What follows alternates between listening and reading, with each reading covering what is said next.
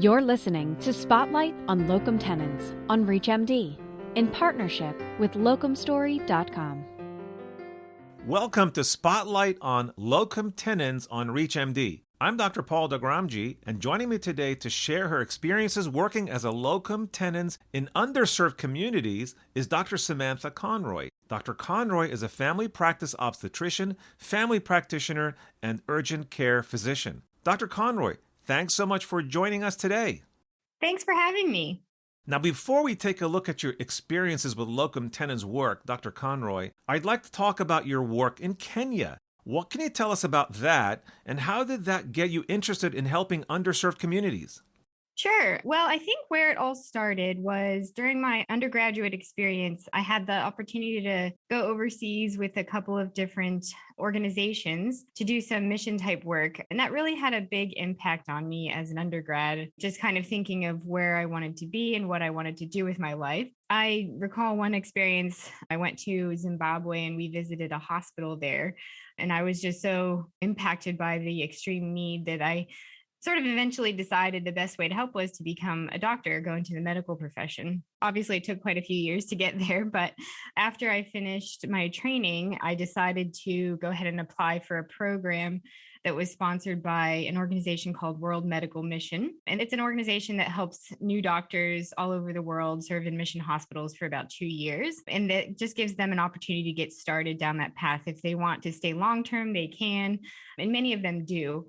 So I ended up going to Kajabi Hospital in Kenya, and there I stayed for about 2.5 years. I learned some Swahili and did quite a bit of everything. I worked in the obstetrics ward. I delivered babies. I did C-sections. I worked in the ER. I worked in the wards. I worked pretty much all over. And that really helped, I think, even with my development as a doctor, just learned so much there. The biggest thing that I think I had the biggest impact in was being involved with their family medicine residency program. And that was a new program that they had just started, and they provided pretty good, solid medical training for young Kenyan doctors. And these young Kenyan doctors would eventually go back to their own villages and homes and be able to care for their own families. So that program was quite impactful for me, and I really had a good time. Well, thanks for sharing that, Dr. Conroy. And with that background in mind, let's dive into your first locum tenens assignment, which was in the North Slope borough of Alaska. What was that experience like, and how did the community's limited access to healthcare impact your ability to treat your patients?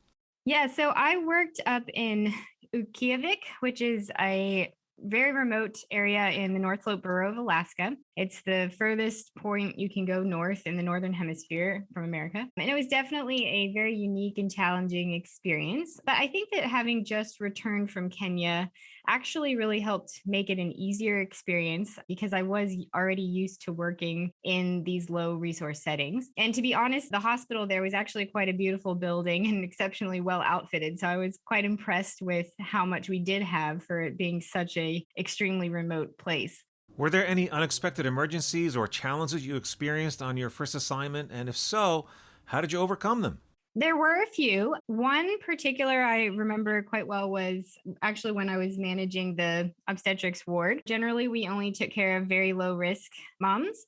However, there are always a couple of patients who don't want to be transferred down to Anchorage for their deliveries, and you can't really make someone do that. So you can just really recommend it. But this mom really didn't want to go down to Anchorage. So she stayed up in our town for most of her pregnancy.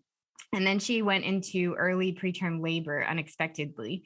And so she just showed up one night and she was quite high risk. She had had a previous C-section and she had had multiple other issues. So obviously we could not deliver her at our hospital. So we actually medevaced her down to Anchorage, and I ended up having to accompany her on the medevac flight just in case she was going to deliver on the way down, which we were very much hoping and praying that wouldn't happen. And also we didn't have a NICU or a pediatric area for the preterm baby. So thankfully we did have a very experienced pediatric nurse practitioner who went with us just in case.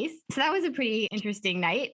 Wow, very interesting. For those just tuning in, you're listening to Spotlight on Locum Tenens on ReachMD. I'm Dr. Paul Doghramji, and today I'm speaking with Dr. Samantha Conroy about her medical missions around the world. So, Dr. Conroy, now that we've gotten a better sense of some of the important work you've done in the past, let's take a look at the present. Can you tell us about your most recent locum tenens assignment? I just finished up in New Zealand. I was working in a small rural town in the North Island of New Zealand. I was there for about 10 months. And I decided to go over there just for, again, a new experience. And I've always really wanted to go to New Zealand. It has quite a reputation as a gorgeous area. And they do really have quite a high need over there. They rely a lot on medical professionals from overseas to help, especially in the more rural areas. There's basically just a few areas that have a lot of access to healthcare, and those are in the large cities. But it is such a small country that it's quite rural in most of New Zealand. So, like I said, they heavily rely on locum doctors from overseas to help keep these rural clinics going. So the clinic that I worked at was in a farming area in the North Island. It was a very busy clinic, and it was quite a needy population. A lot of elderly people, a lot of people that usually don't go to the doctor very often. And when they do, they're quite sick. So it was pretty busy. So the challenge that I faced and most doctors face is just having to manage a lot of things in the general practice clinic. So that was challenging, but I did really enjoy it. I met some amazing people and got to see a fair bit of New Zealand while I was there. It's truly a gorgeous country. So I really enjoyed that bit of it as well.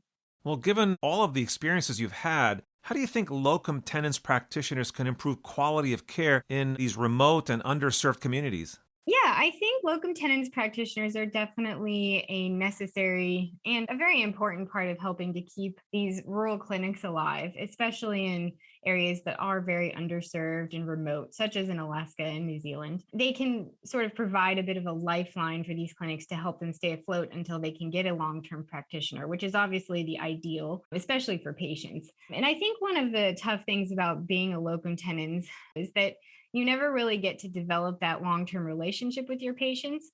And that's so important in developing that trust bond between a physician and a patient. So a lot of what we as locum doctors run into is that our patients really have no reason to trust us because they don't know us.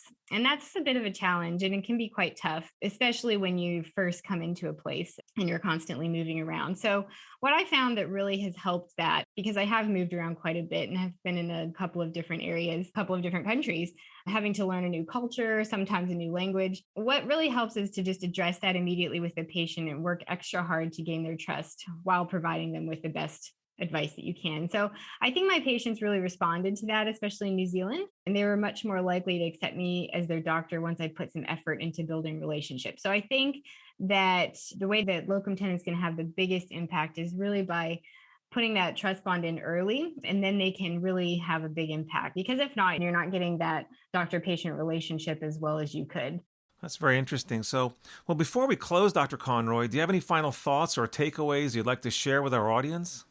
I think it's really important to research the place you're going to for an assignment and have a conversation with your employer prior to starting. I did have one not great experience because I didn't do my research prior, and I felt a bit taken advantage of in the workplace setting. So if you do decide to do a locum assignment, just be aware that there is sort of a culture sometimes of taking advantage of locum doctors by giving them very heavy patient loads and unreasonable hours just because you're only there for a short time and they're trying to give the other doctors a break, which is fair. But again, you don't want to burn yourself out. You want to have a good experience. You want to be able to provide good care. So just make sure that you discuss expectations with your clinic prior to starting, put it into writing, and also make a good impression with your patients from the get-go and with the clinic staff as well, so that they get to know you quickly. And the sooner you can do that, the better experience you'll have. Well, as those final thoughts bring us to the end of today's program, I want to thank you, Dr. Conroy, not only for joining us to share your experiences, but for all the work you've done and to continue to do to help those in underserved communities. It was great speaking to you today. Thank you so much. It was great speaking with you too, Paul. You've been listening to Spotlight on Locum Tenens. To download this program or others from the series, please visit reachmd.com/locum tenens. This series is produced in partnership with locumstory.com. Thank you for listening.